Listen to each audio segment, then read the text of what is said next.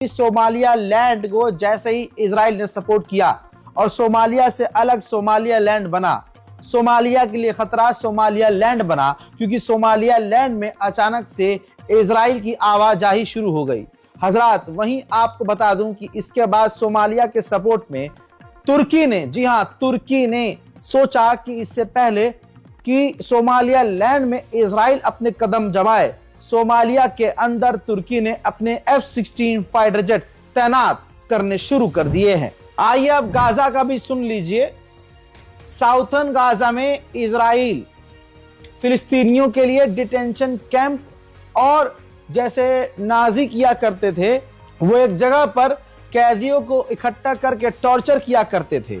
तो torture room बनाएगा Gaza के अंदर ही इजराइल, गाजा से ही लोगों को गिरफ्तार करेगा और उनको वहीं उसी कैंप में, जो टॉर्चर कैंप बना रहा है, वही टॉर्चर करेगा। गाजा में लगातार इजराइल की गोलीबारी जारी है। 3 और फिलिस्तीनी पिछले 24 घंटों में इजराइल की गोलीबारी में मारे गए हैं। आप सभी को पता है, मैं आपको पहले ही बता चुका हूं कि टिकटॉक को अब इजराइल ने, अमेरिका ने खरीद लिया है, जिसके बाद 1.4 मिलियन एक इन्फ्लुएंसर थे, 1.4 मिलियन जिनके टिकटॉक पर फॉलोअर थे, ये पत्रकार थी जिनका अकाउंट टिकटॉक ने सस्पेंड कर दिया है। हजरात, नेतन्याहू ने अमेरिकी सेनेटर से मुलाकात की है। जी हां, अमेरिकी कई सारे सेनेटर इस वक्त इजराइल पहुंचे हुए हैं। भाई, हम और आपकी क्या ही औकात है, इजराइल पूरी दुनिया कंट्रोल कर रहा है। यूट्यूब, अल जजीरा को सुना है आपने? कितना बड़ा चैनल है। हजरात, अल जजीरा की शिकायत इजराइल ने यूट्यूब से की। यूट्यूब ने तुरंत इजराइल की बात मानी और जो अल जजीरा है उसको बैन कर दिया। किस तरह से कि अब अल जजीरा लाइव स्ट्रीम अपने चैनल पर नहीं कर सकता। तुर्की के विदेश मंत्री ने कहा है कि हमें इजराइल से प्रॉब्लम नहीं है। इजराइल की जो फॉरेन पॉलिसी है, इजराइल की जो फिलिस्तीनियों के लिए पॉलिसी है, हमें उससे दिक्कत है जो उस इलाके में वो फिलिस्तीनियों के साथ कर रहा है। उधर डोनाल्ड ट्रंप ने कहा कि बहुत सारे लोग कह रहे हैं कि हमास हथियार नहीं डालेगा, लेकिन ये मैं बता देना चाहता हूं, हमास हथियार डाल रहा है और आगे भी वो पूरी तरह से हथियार डाल देगा। दोस्तों, इजिप्ट और इजराइल में विवाद हो गया है। विवाद ये है कि राफा क्रॉसिंग बॉर्डर खोलने की तैयारी है।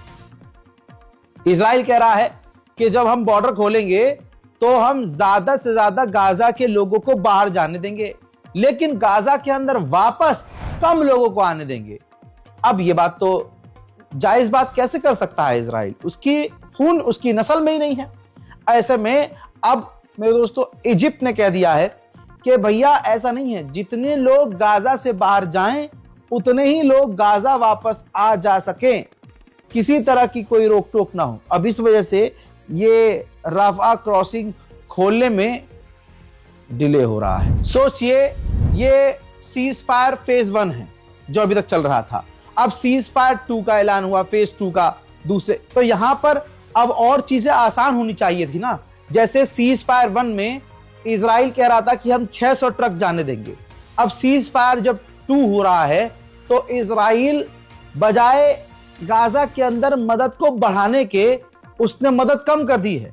कहा है कि फेज 2 में, सीज फायर के फेज 2 में हम गाजा के अंदर 600 नहीं, सिर्फ 200 ट्रक जाने देंगे। और अगर वो 200 बोल रहा है तो सोचिए 50 से ऊपर वो ट्रक जाने नहीं देगा। शुरू से मैं कहता आ रहा हूं कि लाखों लोगों को इजराइल ने गजा में मारा है।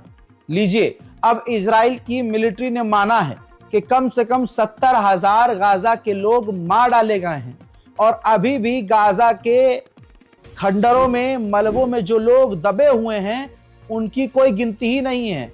यानी 70,000 मारे जो गए हैं उनमें ये वो लोग है ही नहीं, उनमें वो लोग गिने ही नहीं गए हैं जो अभी मलबे में दबे हुए हैं।